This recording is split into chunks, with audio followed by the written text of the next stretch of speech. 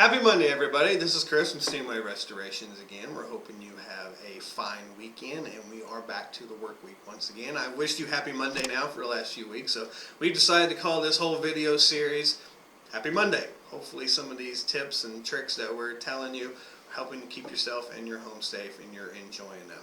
As promised, we're going to talk about a little bit of holiday decorating safety this week. We're going to start off talking about trees. First and foremost, you need to understand that trees are not native to the indoors.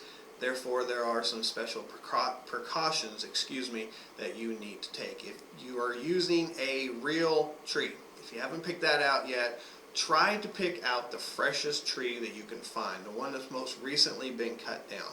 The longer the tree is sitting in a lot, it continues to dry out, and that can be problematic. So keep that in mind. When you bring the tree to your home, you need to remember that you are introducing that tree into a climate controlled, a very warm, very low humidity environment. So therefore you're going to have to take some special precautions with that. Most likely you already know it needs to be sitting in a pan or a base of water. Make sure you're checking that base of water daily. The tree will suck up a large amount of water, as I'm sure you already know. Because it is a low humidity, high heat area, it'll evaporate over time. Your dog may be drinking out of it. You may hit it with your foot or some sort of package and spill a little bit of water. Whatever the case may be, make sure you have enough water in that pan to make sure that tree does not dry out. If you're using an artificial tree, look for one that says it is fire resistant. It's made from materials that's supposed to resist heat a little bit longer, therefore resist fire as much as that can. One thing to keep in mind with the artificial trees, if you have an artificial tree that uses metal rods as the branches or as the actual leaves, you don't want to use any kind of electrical ornament or any type of string light on those type of trees. That can be problematic and that can catch fire. No matter if you're using an artificial tree or a real tree, it needs to be a minimum of 3 feet away from any heat source. Fireplace, radiators, space heaters, anything like that, make sure to keep clear so you don't have a problem.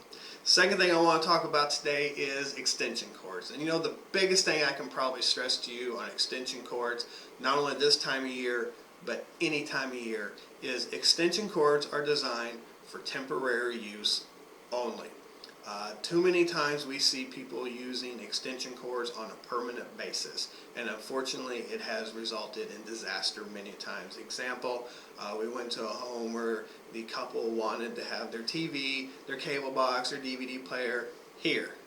The electrical outlets were over here, so they just ran an extension cord across, a very low rated extension cord at that, hooked to a power strip, and that caught fire and it burned virtually the entire house down. So be very careful with that. Anytime now this time of year we have extra things in the house we're trying to power and we're using extension cords, so we want to go over some safety stuff with that.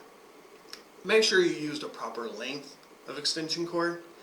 If you need to get from point A to point B and that span is 12 foot, make sure you use a minimum of a 12-foot extension cord. Don't string together a couple 6-footers or anything else. That could be problematic and that can catch fire very, very fast. You don't want to put extension cords in high traffic areas. You don't want to create a trip hazard. Make sure you're also careful not to run them under rugs. They can get overheated, or underneath furniture. Again, a trip hazard may present itself. You never really want to nail or staple extension cords, and we can even put string lights into this conversation. They now have little deals now where you can attach the string lights to a little plastic mounting piece and then attach the mounting piece to your home or to the baseboards or whatever you're trying to do. Anytime you use a stapler on an extension cord especially, you can damage that insulation that covers those electrical wires, and you can even come into contact with the staples into those wires, and that could of course create a fire and be problematic as well.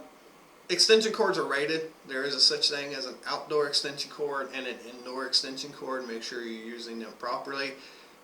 And last of all, don't overload them. Just because you can continue to put three-way adapters and power strips and different things off these doesn't mean it's a good idea. Make sure you're not overloading them, use them for the proper rating, and you will not have any problems. This is common sense stuff. I realize that, unfortunately, because of stress, just trying to get things done, or laziness, or whatever it may be, people sometimes don't use common sense, and unfortunately sometimes that bites them in the long run. So be careful, be safe. That's what we're trying to do here at Steamway. We're going to take the next couple of weeks off, but we look forward to seeing you in the first part of 2016.